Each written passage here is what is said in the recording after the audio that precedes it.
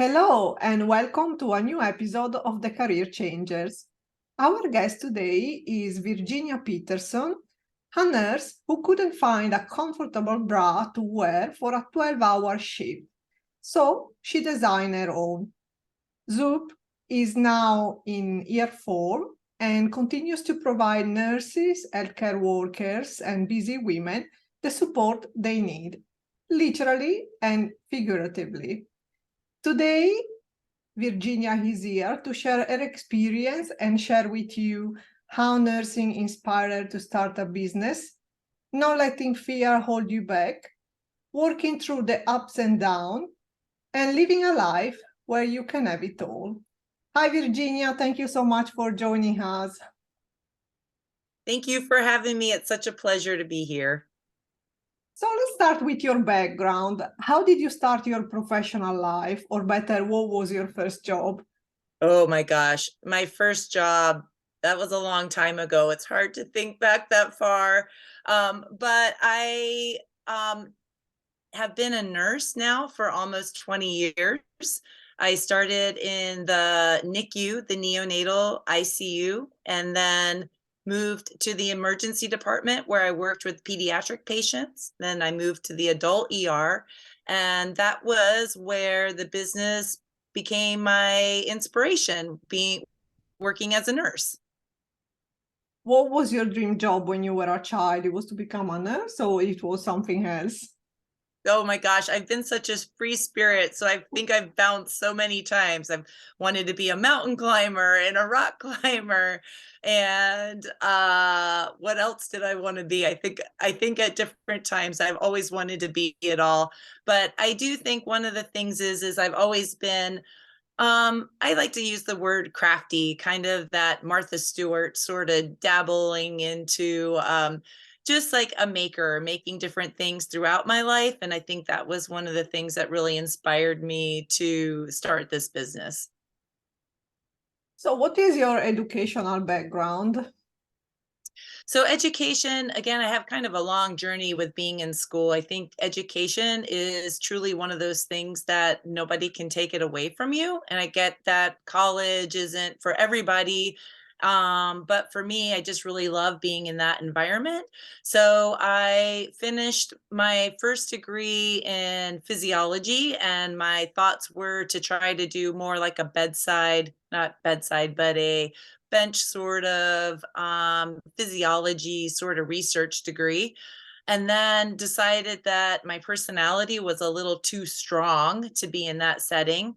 So I went back to school and got my master's in public health and epidemiology, which made COVID super interesting for me, because all of these principles that I had learned in school were just incredible to actually see it be happening in the world around us.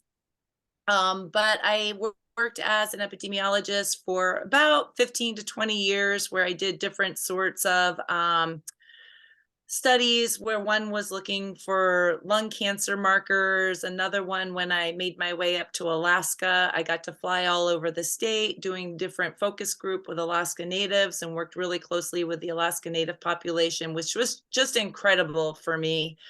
And then after I got to a place with that career where I just felt, hey, it's just time for something new, I decided to go to nursing school.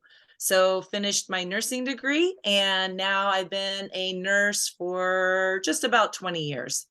Mm. So, was there a specific moment when you decided to become a nurse? I think it was kind of a crossroads for me, where I had done my master's degree and had worked as like, I'll call it a mid-level for a long period of time, and just started feeling like, okay, what are going to be the next steps for me? Like, I like this mid-level role, but I need advancement, or I'm going to need some more change. And my boss, she was a PhD and spent a lot of time in the office, spent a lot of time being stressed out, trying to make money for all of the people who worked under her. And I just kind of thought, like, I don't know if that's like a good fit for me. I really enjoyed the science background. And, like I've kind of said, I really like education. So I enjoyed those pieces to it. But it just didn't feel like an office job, 60 hours a week was the right fit for me. And I had a close friend at that time that was a nurse who had kind of said out loud, she's like, "Have you thought about being a nurse?" And I was like, "No way." And the more I talked to her about it, the more I was intrigued by it. And finally made the decision to apply. And I did get into a fast track nursing program. So I finished my nursing degree in a year. And it's been one of the best decisions I've ever made for myself. Mhm. So you had this 20 years career of being a nurse. How and when did you start thinking about a side hustle? So that kind of honestly came a little bit naturally. So, like I said, I'm kind of like Martha Stewart of Alaska, I guess. And so I felt when I started working in the emergency room, which was a very, I've done the little on my iPhone track how many miles that I get in a day. And on any given shift, I'll walk between 5 and 7 miles, which is a lot for a work environment. And more, I just felt that my bras didn't fit very well. And my complaints went like this: that my bralettes weren't supportive enough, that by the end of a 12-hour shift, I just felt like my shoulders just felt like kind of dug into, and just not the support that I wanted. And then when I would wear a sports bra to work, I just felt like they were way too tight. So by the end of a 12-hour shift, that was the first thing I wanted to take off. So I had a sewing machine. My mom gave me a sewing machine when I turned 16. So I've had this sewing machine forever. And I said, you know what? I'm going to try to make a bra. And I made one and I wore it. And I was like, wow, this is pretty comfy. So I made a couple of more, gave them to some friends. And through word of mouth, it just started spreading. So I had more and more women coming up to me and saying, hey, I heard about your bras. I want to try one. And I was like, no problem. So our first year of business, I was doing it all by myself, just kind of sewing these bras at home. And we got bigger and bigger. And to answer back to your question, the side hustle, when did it really become? I think the real question is when did my side hustle become a small business? Because that was the big pivot point for me. Mm. So I had started a website and I got an order from a girl named Buffy. And I just still have to laugh because I just feel like Buffy is kind of a unique name. And Buffy ordered a bra. And I was like, okay, no problem. Don't know Buffy, but we'll send her a bra, send her a bra. And then 2 weeks later, Buffy put another order in through the website and she ordered 4 bras. And I thought to myself, oh my gosh, if a girl I don't even know now owns 5 of my bras, I can't do this by myself anymore. This is no longer a side hustle. This is truly a small business. And that was the same day I hired my first employee. So now we kind of ebb and flow between 4 and 5 employees. We make 90% of our products here in Alaska. And yeah, and we just keep growing. Oh, that's an amazing story.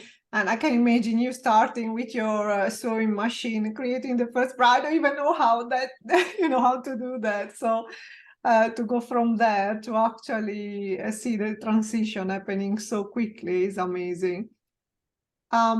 So each of us with our choices can have a positive impact in the world. Between your job as a nurse and also this new business, I mean, new, relatively new, how do you feel you are making the world a better place? Well, I definitely think, on a small scale, women who wear our bras, we have so many repeat customers and they truly say the same thing over and over. Like, I've just never had a bra that fits this well, that's this comfortable, that's like this light and this supportive. And I think that just makes a huge difference. I mean, I know, men don't wear bras, but for the women community, I mean, this is something I think it just makes their day better. The other thing we've really done is we don't make solid colored pattern. Yeah, let me start over. We don't make solid. pattern bras. So all of our bras are somewhat inspiring. So that's the other piece to it is that when you wake up in the morning and you put your bra on, you can put your unicorn bra on and feel like I'm going to go seize the day. Or, if you're going to go horseback riding this afternoon, we have one with horse prints. It just makes you feel a little bit more connected to how your day is going to go and the world around you. So on a small scale, I feel like we're making a pretty huge difference. So it seems that throughout your life you always done something that you love, but how does it feel specifically to realize something that's been your vision? It's pretty incredible. We were just at a market this weekend, and I think there was probably 140 vendors there. And I had a moment where I left my booth and I just went for a little walk and I looked at all of these people making, their products out there doing the hustle, trying to get in front of people. And I thought, wow, this, this is just incredible. I mean, it's just such like a turn and a pivot point for me from being a nurse into learning how to design a bra, learning how to run a small business. I don't have a business background. And I think it's just taking the bull by the horns and figuring it out. Every day there's new challenges. And yeah, I guess maybe I'm just proud of myself that one, I didn't let fear hold me back, and two, that I'm figuring it out. And yeah, I don't have it all right every single day, but at the end of the day, I try to look back, see what I could do better, and keep it going. So what were the key points to turn a side hustle into a business, into a successful business? So, I think the one thing I did is there is so much information out there on the internet now, whether it's through podcasts or YouTube videos or just websites. I have worked closely, or I shouldn't say closely, but I've done some of various business coaching classes that are kind of a quick and fast how to get a business up and running. One is the Product Boss. They have been a huge help. And then another one, the Kelly Roach program. Those are two different programs that really help entrepreneurs kind of get their ducks in a row, and that's something that has like really helped me take it to the next level. Where did you find your inspiration, or was someone your inspiration? I think my inspiration really comes from living in Alaska and being in the outdoors. So I think for me, one of back to the original bra, the very original idea I had for making a bra was more a wool sports bra to be worn outside. And when I made that first bra, I was like, this is the perfect work bra. So wow, did like things just zig and zag. And that's still on the list of things to do. But you know, I feel very inspired being in the outdoors, and I say that specifically meaning like as an entrepreneur, I could work all day every day. And I have learned how important it is to take time for myself. And so taking time and being out in the outdoors, out in the mountains, just even going for a walk, it makes me more grounded and actually provides me with the more creativity that I need to run the business. So that's where my inspiration comes from. So, what advice would you give to anyone that would like to start their side hustle based on your experience? I say this all the time, don't let fear hold you back. I think that when you start something like this, there's all these questions like, well, I don't know how to do this and I don't know how to do that. Um, just do it. Just, ask the question first, just open up the internet and throw that question in there and see what comes up. I think I'll say that, and then I'll follow that up with always ask for help. I think that there's something in our society where there's a fear to say, hey, like I need some help. And what I have found is if you can let that down a little bit, there are so many people around you that are willing to help you. Just like you, for example, doing these interviews and asking these questions that are like tough questions for us to answer. But like, I just appreciate your help and, asking them and getting it out there. So I think that those are the two things. Don't let fear hold you back, and ask for help when you need it. Oh, thank you for your feedback. Hopefully, we are inspiring other people, and I'm sure As you are. you are. Oh, so what type of advice would you give to anyone during their journey to self-realization? Sometimes it's not just about the obstacles of doing things in a practical way, but also we may have our inner obstacle. So what can you say based on your experience? That's such a hard question to answer, right? And I think what resonates with me when I think about that is trying to find balance. And I think balance for us as humans, it does kind of ebb and flow. I mean, I think that's just the nature of life and where we're at. But I think trying to I think of the whole idea of standing and being grounded, right? Like, my feet are on this planet, my feet are on this earth, and let's just try to have balance between all of the things that are important to me, my family, my relationship, my friends. I still work as a nurse, my relationship with my patients, being an entrepreneur. I mean, that's where my passion is. That's where I want to put all of my energy in. So it's trying to find balance between all of these things, because it's really easy to lose yourself in just a piece of that. And it's really easy to lose yourself and not be able to recognize it.